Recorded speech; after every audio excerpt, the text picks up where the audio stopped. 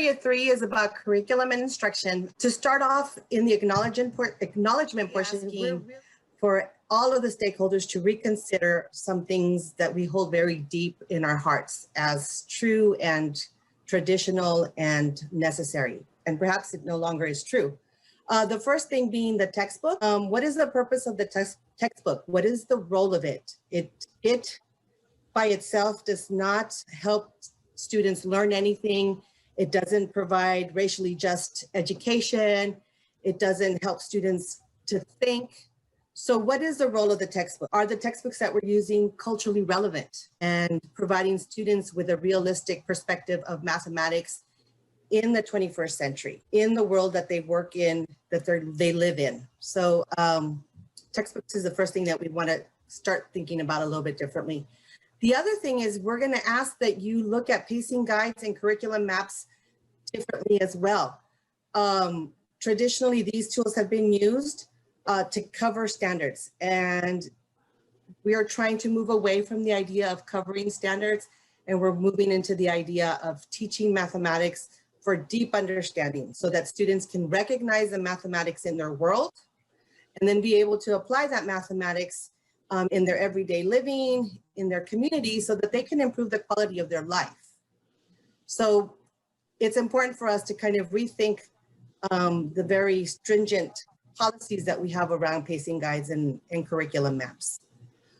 Thirdly, we're asking for people to work on the actual teaching and the learning of mathematics and not the page-to-page covering of mathematics. So the idea is not to complete the textbook. The idea is not to go through the whole curriculum map, but to ensure that students are learning deep mathematics, that students are fluent, that they're going beyond just the memorization of tricks and procedures, mnemonics, but really understanding how the mathematics works, again, in their everyday life, not just in the classroom textbook scenario. So in order to do that, we want to do a couple of action steps that we want to take. The first thing, again, is to focus on students' understanding of mathematics. Again, conceptual understanding.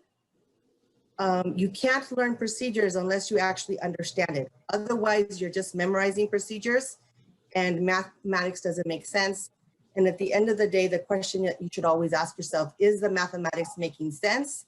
And if the answer is no, then something is not right. We also want to encourage you to use the Teaching for Robust Understanding, the TRUE framework, which talks about 5 dimensions that are impactful in a powerful classroom. And so conversations in professional learning communities, textbooks, software that's purchased should all be aligned with the 5 dimensions of the content, the cognitive demand, the equitable access, the agency, identity, and authority, and formative assessment. And then we also want to ask that the work be grounded around equitable teaching practices. So again, are we using UDL? Are we using culturally relevant teaching? And we're not saying that you have to do it all, but decide on something that's going to give students access to equitable access and really, really work on that.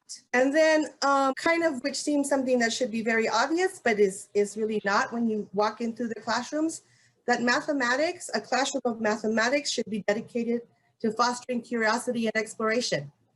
So when you're in a classroom and you're observing and you want to know if something good is happening, if it doesn't look like students are expressing their curiosity or exploring or playing or making discoveries, then perhaps the mathematics that they're doing is not relevant to their daily life. So we want to be able to hold ourselves accountable by making sure that we're going to select, again, one thing to focus on in our curriculum and instruction practices, whether it's UDL, whether it's CRT, whether it's social justice, whether it's complex instruction, whether it's CGI, whatever it is, dedicated to that, because those are the practices that are research-based that we know are going to help students move away from that very narrow mathematics and open up the doors to a full, comprehensive, and unabridged mathematics. We want to hold ourselves accountable to having professional learning communities